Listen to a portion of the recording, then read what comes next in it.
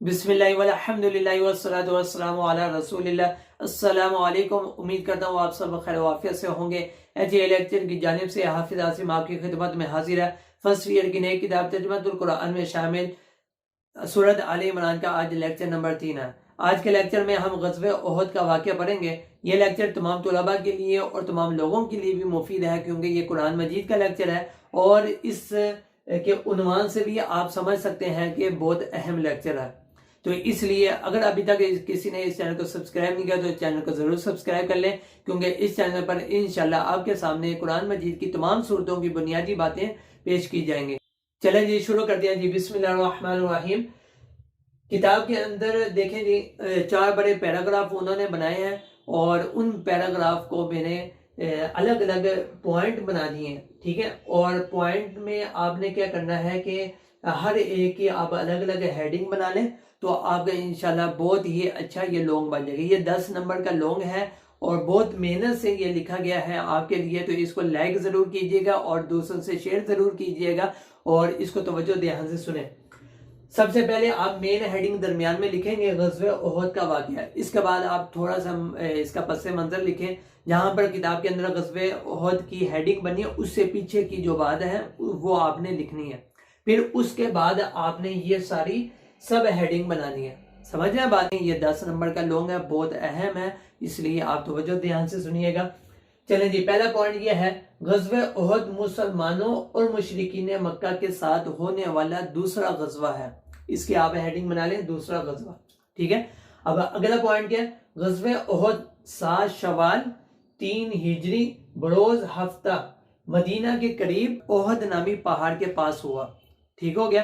اس کی آپ ہیڈنگ بنا سکتے ہیں دن اور مقام، دن اور مقام، ٹھیک ہے۔ اور اس کے اندر یہ جو پوائنٹ ہے 7 شوال 3 ہجری ہفتے کا دن، تو یہ آپ لوگوں نے اچھے سے یاد رکھنا ہے، یہ آپ سے MCQs میں بھی پوچھ سکتے ہیں، ٹھیک ہو گیا۔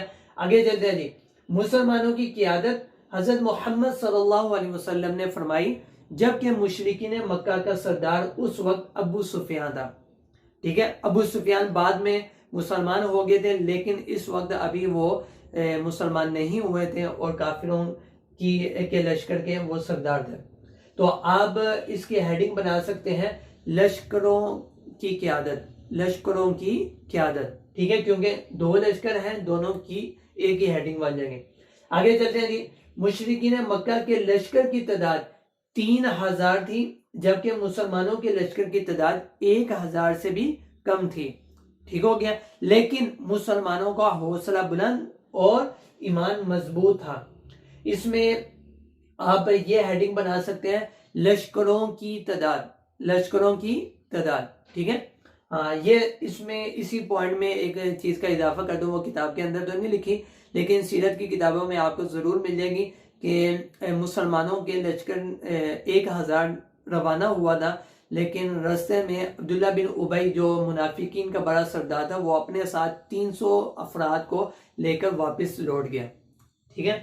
چلیں جی آگے دیکھیں جی۔ اگلا پوائنٹ 6 شوال 3 ہجری کو نماز جمعہ کے بعد نبی کریم صلی اللہ علیہ وسلم مشرکین مکہ کا مقابلہ کرنے کے لیے اپنے صحابہ کے ہمراہ مقام احد کی طرف روانہ ہوئے، ٹھیک ہو گیا۔ اس کی آپ ہیڈنگ بنا لیں غزوہ احد کے لیے روانگی، غزوہ احد کے لیے روانگی، ٹھیک ہے۔ اس میں یہ چیزیں بھی آپ نے ذہن میں رکھنی ہے، 6 شوال 3 ہجری نماز جمعہ کے بعد روانہ ہوئے، ٹھیک ہے جی۔ اگلا پوائنٹ دیکھیں جی۔ اگلے روز نبی کریم صلی اللہ علیہ وسلم نے ایک درہ پر حضرت عبداللہ بن جبیر رضی اللہ عنہ کی قیادت میں 50 تیر اندازوں کا دستہ مقرر فرمایا، ٹھیک ہے۔ آپ اس کی ہیڈنگ بنائیں تیر اندازوں کا دستہ، جی۔ آگے دیکھیں جی۔ نبی کریم صلی اللہ علیہ وسلم نے ان مجاہدین کو تاکید فرمائی کہ جب تک میری طرف سے کوئی حکم نہیں آ جاتا اس وقت تک آپ اس جگہ کو ہرگز نہ چھوڑیں، ٹھیک ہو گیا۔ تو اس پوائنٹ کی آپ ہیڈنگ بنا لیں نبی کریم صلی اللہ علیہ وسلم کی تاکید، جی۔ اگلا پوائنٹ دیکھیں جی۔ جنگ کے آغاز میں مسلمان غالب آنے لگے اور کافر شکست کھا کر بھاگنے لگے، ٹھیک ہے۔ اس صورتحال کو دیکھ کر درہ پر مقرر مجاہدین میں سے بعض مجاہدین نے اپنی جگہ چھوڑ دی. ٹھیک ہے. دشمن نے موقع کو غنیمت سمجھتے ہوئے درہ کی جانب سے مسلمانوں پر دوبارہ حملہ کر دیا. ٹھیک ہے. تو یہ بعض جو مجاہدین تھے انہوں نے اجتہاد کیا اور یہ ان کی ایک اجتہادی غلطی تھی. سمجھ رہے ہیں بات؟ تو اس پوائنٹ کی وجہ سے کوئی غلط اور نامناسب الفاظ نہیں کہنا چاہیے صحابہ کرام رضی اللہ عنہ کی شان میں. سمجھ رہے ہیں بات؟ تو اس چیز کو سمجھ لیجیے. وہ میں آپ کو بتا دیتا ہوں کہ ان کا اجتہاد کیا تھا. ان کا یہ اجتہاد تھا جب کافر میدان چھوڑ کر بھاگ گئے تو انہوں نے یہ سوچا کہ آپ صلی اللہ علیہ وسلم کا حکم اس وقت تک تھا کہ جب تک دشمن میدان میں موجود ہے. اب تو دشمن چل جا چکا ہے تو اس لیے ہم لوگوں کو اب نیچے آ جانا چاہیے, میدان میں آ جانا چاہیے. تو یہ ان کا ایک اجتہاد ہے. تو اجتہاد میں غلطی ہو سکتی ہے اور اس غلطی کی وجہ سے مسلمانوں کو نقصان ضرور اٹھانا پڑا, لیکن اس معاملے میں کوئی غلط یا نامناسب الفاظ نہیں استعمال کرنے چاہیے صحابہ کرام رضی اللہ عنہ کی شان میں. سمجھے بات؟ تو آپ اس کی ہیڈنگ بنا لیں, مسلمانوں پر دوبارہ حملہ. مسلمانوں پر دوبارہ حملہ. جی اگلا پوائنٹ دیکھیں جی. اسی دوران یعنی کہ جب دوبارہ حملہ ہوا ہے اسی دوران افواہ پھیل گئی کہ نبی کریم صلی اللہ علیہ وسلم شہید ہو گئے ہیں, جس سے مسلمانوں کے حوصلے پست ہو گئے. سمجھے بات؟ تو اس کی آپ ہیڈنگ بنا لیں جھوٹی خبر. ٹھیک ہے, افواہ یا پھر جھوٹی خبر, یہ بھی آپ ہیڈنگ بنا سکتے ہیں. جی اگلا پوائنٹ دیکھیں جی. چند جانثار نبی کریم صلی اللہ علیہ وسلم کے ساتھ ڈٹے رہے اور آپ صلی اللہ علیہ وسلم کی حفاظت کا فریضہ انجام دیتے رہے. ٹھیک ہو گیا. دوبارہ حملے میں آپ صلی اللہ علیہ وسلم کا چہرہ مبارک زخمی ہو گیا اور آپ کے دندان مبارک شہید ہو گئے. ٹھیک ہے. تو آپ اس پوائنٹ کی ہیڈنگ بنا لیں آپ صلی اللہ علیہ وسلم کی حفاظت. آپ صلی اللہ علیہ وسلم کی حفاظت. جی اگلا پوائنٹ دیکھیں جی. جب صحابہ کرام رضی اللہ عنہم کو معلوم ہوا کہ نبی کریم صلی اللہ علیہ وسلم کی شہادت کی خبر جھوٹی ہے تو صحابہ کرام رضی اللہ عنہم نے اکٹھے ہو کر متحد ہو کر ڈٹ کر کافروں کا مقابلہ کیا اور مسلمانوں کی بہادری اور جذبہ دیکھ کر کافر میدان جنگ چھوڑ کر مکہ واپس بھاگے. ٹھیک ہو گیا. تو اس کی آپ ہیڈنگ بنا لیں مسلمانوں کی بہادری اور جذبہ.